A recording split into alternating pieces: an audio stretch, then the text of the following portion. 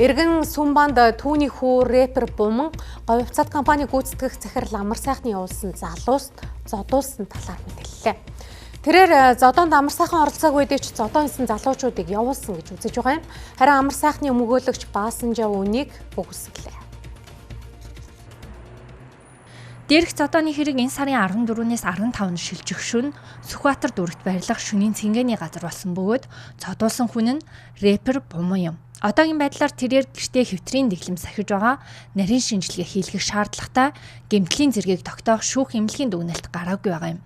Толгой нь байнга өвдөж байгаа гэдгийг аав нь ярьлаа. Манай хүн тоглолтод оролцож тэгээд чинь нөгөө Валентин өдрөөс найз хүнтэйгээ бааранд явж байгаа тэр амар сайхан таарлцсан лээ. Тэгээд тэр өмнө нь амар сайхан зодуулсан тэр охин залууч сайн бүгд болж манай хүүгийн найз байсан баггүй. Тэгээд тэр асуудлын талаар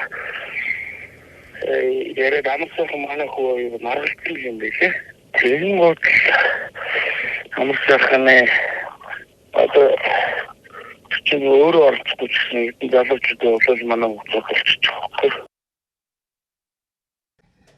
Амар сайхан нь өнгөрсөн 7 дугаар сард нэр бүхий иргэдийн хамт Эргэн Саян Нимбогийн биед халдсан. Уг хэргийг анхан шатны шүүхээр хилцэн шийдэхдээ амар сайхны зорчих эрхийг 8 сарын хугацаагаар хязгаарлах шийтгэл ногдуулсан юм. Шүүхээс түүний зорчих эрхийг хаан улд дүргийн нутаг дэвсгэрээр хязгаарсан ч тэрээр энэ удаад Сүхбаатар дүргийн нутаг дэвсгэрт зодооны хэрэг талбагцсан. Тэгвэл үүнийг амар сайхны өмгөөлөгчөөс тодрууллаа.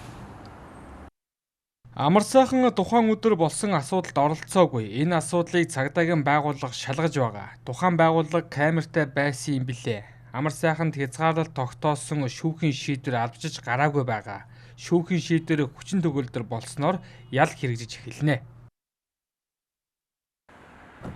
Харин цагдаагийн байгууллагаас энэ талаар тодруулахад прокурорын зөвшөөрөл гараагүй тул хэргийн талаар мэдээлэл өгөх боломжгүй гэсэн юм а.